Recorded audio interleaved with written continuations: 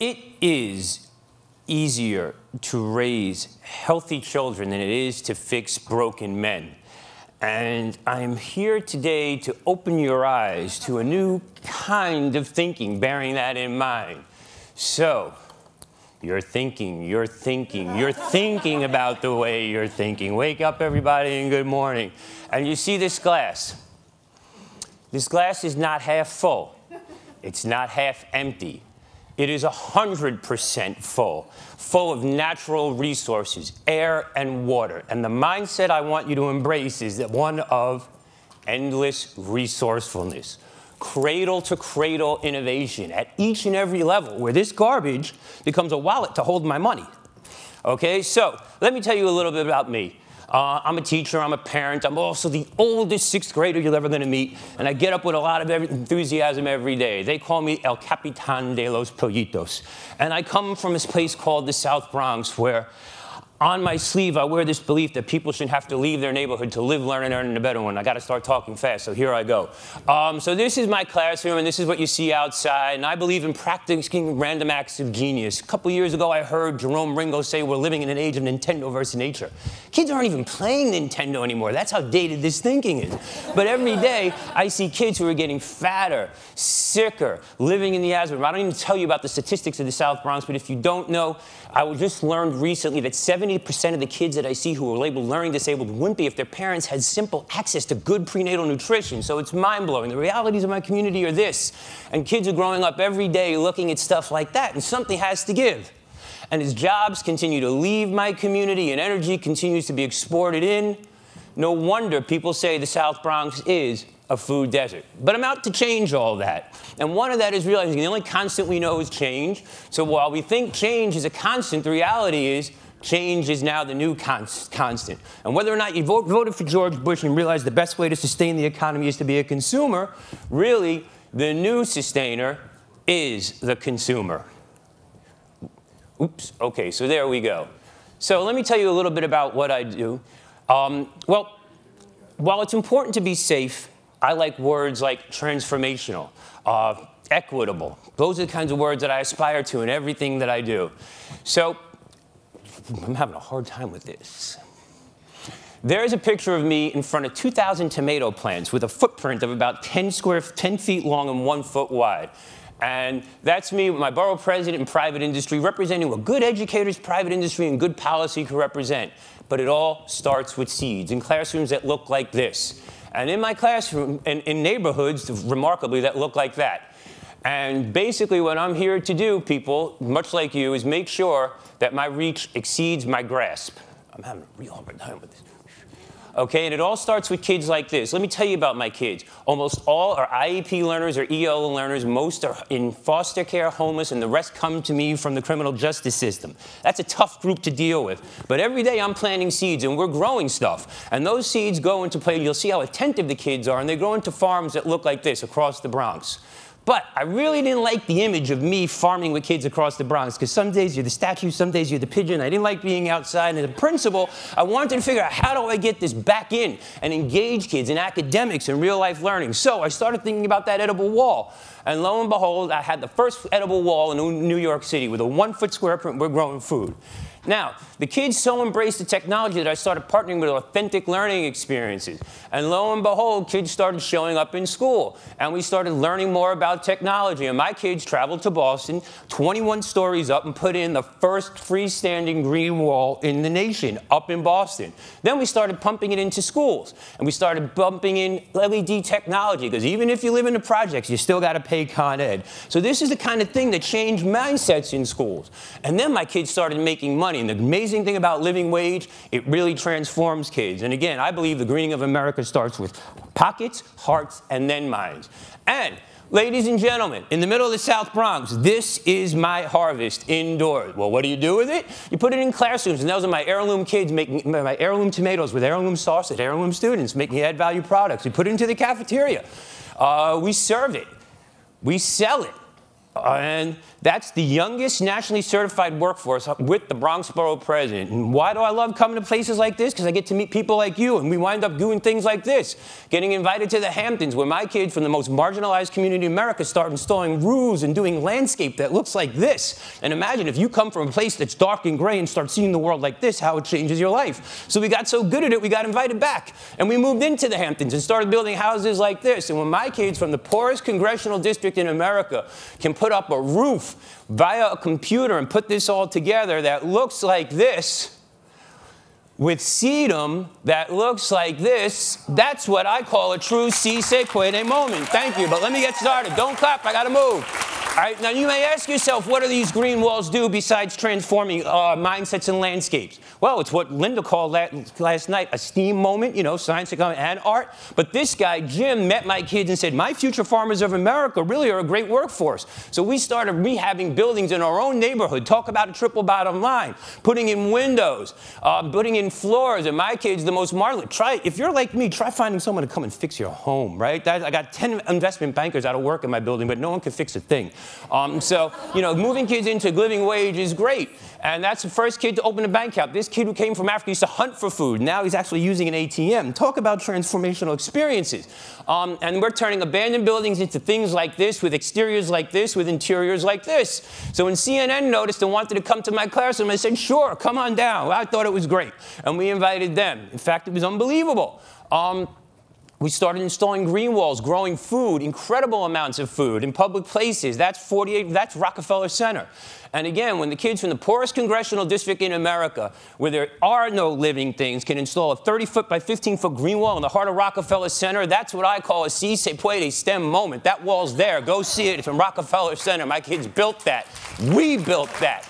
And that is what I call a scholastic moment. I got to speak there, too. They were very nice. That's my borough president, and he's welcomed my kids. It's not a Getty image. That's in his house, not the jailhouse, because we're moving kids into an economy. That's my state senator in my class, the farm in the middle of the South Bronx. And understand, so when the borough president shows up and validates my kids, and the state senator shows up, and it's proof that the Bronx can change attitudes now. And we are poised, ready, willing, and able to export our talent and diversity, and I'm here to sell it to each and every one of you for no money down. Please talk to me after the show. And when the state senator gets on this scale and talks about weight, which is one of the biggest problems in my neighborhood, so do I get on this scale. And 100 pounds later, here I am, people, just to show you that we can do it. Common sense living. But we are local apprentice, and when celebrities start showing up in my class, Produce Pete and Linda, you know, Laura Sess showing up and talking about literacy and writing, that's the most important thing. But then I realized we had to start feeding seniors, because most of my kids are being fed by granny or auntie, because sadly there are a lot of realities in my community that we all know too well. So when we started feeding seniors and getting them in, we started hitting them with literacy, writing, homework, signing the IEPs, boy, literacy work, and kids knew what was going on. And let me tell you something, in my neighborhood, the police are inevitable. But no one wants to be held accountable to Granny. So when you bring Granny in, we were good to go. And that's when I realized that we were growing for food justice. That's what really it was about. But I'm all about a triple bottom line. So when the international community took notice and featured my kids as the Green Roof Conference of the World, I had to figure out a way to get it back home. And we did. We started growing. We donated over 100 gardens. My kids, from the poorest congressional district in America, over 100 gardens to New York City public schools. That's what I call a true triple bottom line. And when my kids, what could formerly be called a 911 moment, show up, this is truly a 311 informational moment. And I loved it. We talked last night a little bit about the digital online. I learned all about these resources online. I accessed them. And my kids connected to them. Best of all, they were free. 6 months later, there's my kids getting the greenest school in New York City. Imagine that. Rather remarkable. And what's the first thing those kids did is they learned to get. They started to give. And my kids from the poorest congressional district in America started donating things around the world to Haiti and to Japan after the earthquake and exporting our technology. And that's when I realized that there was something green for everybody. I got to go fast. I'm faster than this. Come on, come on, come on, come on. There is something green for everybody, and we gave birth to the Green Bronx Machine. So what does the Green Bronx Machine look like, people? It looks like taking garbage and turning it into this. I mean, I couldn't follow better than Kane's story. But it allows kids to start revisiting their community. And what do? Well, we take neighborhoods like that, and we take streets that look like this, and we walk down that street every day to revision it like that, and we rebuild it and started rebuilding it to things like this. And I'm proud to say last summer, there we are marching up Hunts Point Avenue in the middle of the South Bronx. That's right. Now, I'm on the largest heat island place in all of New York City, so imagine what happens when you do that, from that to this. Wow, we can do this, people, in ways that transform the economy. So what does it look like? We're going to talk a lot about elementary ed. No more little Knicks, little Nets, little, what do you mean, San Francisco, little Giants, little Redskins, little broccolis, little mushrooms. Come on, these are my young kids. Group them by vegetables. And these are my future farmers of America in the middle of the South Bronx. This is in Kansas. You know, when little tenacious ones get involved like this, we celebrate the fruits of our labor. No wonder why we're building teepees in the South Bronx. I mean, that's really what it's all about. And without a food stamp or a fingerprint in the middle of the South Bronx, we are feeding hundreds and hundreds and hundreds of people. And that's rather remarkable, given, you know, we are growing our way into a new economy. Somewhere over the rainbow, my friends, is the South Bronx. I think I almost want to shut up and just keep trying to figure out how to press this thing. But when little Jose figures out that Omar knows that carrots come from the ground instead of aisle 9 in the supermarket through a styrofoam bag, that to me is a big moral victory. That's my harvest. That's my classroom. I want to keep moving. Where can I put this thing to move it faster? And more importantly, when you get the big formerly obese white guy out of the middle and connect kids, big Jose, with little kids, this is the kind of intergenerational programming that really makes sense. This is my classroom. I've lost track of what I'm talking about, but I'll keep going because the pictures tell a great story. And that's the most important thing here. I think the battery's dead. But this is my South Bronx. It's your green thumb. It's my green thumb? Okay, because I want to close strong. You know, to me, the most important, those are my kids growing pumpkin patches on top of the Ford train. We're also installing koi ponds for the rich and affluent. So if you need an installation, we're licensed, bonded, and installed. You can call us, and we're delighted to come. We're growing corn in the middle of Fordham Road to create awareness. And again, taking garbage. Talk about endless resourcefulness, people. That's taking garbage and creating new ways of growing food in the middle of the South Bronx. Now, I don't expect every kid to be a farmer, but I expect them to read about it, write about it, blog about it, offer outstanding customer service, and move themselves into spheres of success that they've never imagined before. Say that again. And again, for me, as a very protective parent, I got to tell you, there's nothing cooler than seeing kids pollinating plants instead of each other. I'll leave it at that. So let me tell you a little bit about the kids. That's my classroom. Where does that food go? 0 miles to plate, into the cafeteria. Or more importantly, we're delivering it to shelters and homeless places where most of my kids celly are getting 1 to 2 meals a day. In the middle of the South Bronx, I'm thrilled to tell you that your Air Jordans can coexist on my farm peacefully. No sneakers were ever ruined on my farm, and that's going to be 2,000 pounds of tomatoes right on a basketball court. I mean, in this age of multi-million-dollar installations, this is rather a very good approach. Blackfield, brownfield, toxic cement field. We're proving in the South Bronx you can grow anywhere and grow profitably. Anybody need flowers for the spring? Let me know. We're taking orders. And my kids are delighted to sell it to you. Ooh, this is a tough. We're doing chickens. And again, these are aspirational moments for kids. And when you can get a picture like this, try putting these kids in a room a couple of years ago before. It didn't quite go so well. Let me tell you about my kids. From 40% attendance to 93% attendance. 100% graduation rate. And they're going to college. Happy kids, happy families. I mean, amazed colleagues. Behold the glory and bounty that is Bronx County. Mojitos, anybody? I grow 7 kind of mint in my class. I call it my intellectual Viagra. And when the kids taste it, they say, "Mister, we can make tea out of this, or candy." You think? I agree. So put it in a pot. Now, the big myth is that poor people don't want to eat well. They just want to live on the 99-cent menu. That's absolutely ridiculous. I just got to keep going. So I'm going to show you slides, guys, and be quiet, because I'm going to run out of time and I want to be respectful. But here in the South Bronx, the place that gave you funky fresh beets is now home to organically grown red ones. You know, 25,000 pounds of vegetables later, guys, I'm here to tell you my favorite crop is organically grown citizens. Help us go from places like that to this. Freestanding economic enterprises. This is 18 months return on investment. We're feeding people. You guys can read. And how did I get here? Well, that desire to help America. I'm there with the UFT vice president and the AFT president as a supervisor. Imagine that as a kind of si se puede moment.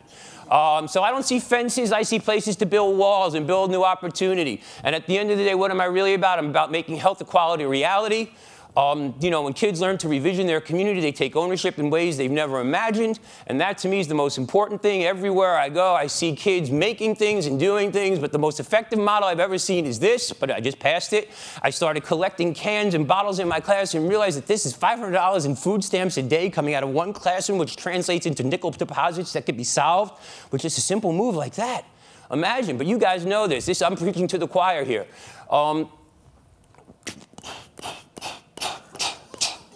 I'm just going to go straight to the end here. I got a lot of energy. Help me use it. I want to spread my... So here are 5 days in the life of the seeds. This is 5 days in the life of my kids. We put up these greenhouses in under 5 days in the middle of the South Bronx. 5 days of seeds, 25 days of great. No wonder we're Bronx proud. We're farming and we know it. We're starting to take abandoned buildings with green roofs like this and turning them into places that look like this. Uh-oh, I got to go. I get it. I'll just finish out. I'll just flash it through so people can see. So again, at the end of the day, I mean, I didn't even get close to where I want, but please, guys, like Green Bronx Machine. My kids are watching now. They're going to be upset that I didn't get the biggest bully out of schools today. Keep them out of places that look like this. And model a healthy plate. I'm sorry I couldn't get to finish, but I want to be fair to everybody else. So that's 99 cents worth of vegetables. We're going to take on the menu in ways you never imagined. So thanks kindly. I wish I could have finished. I'm sorry.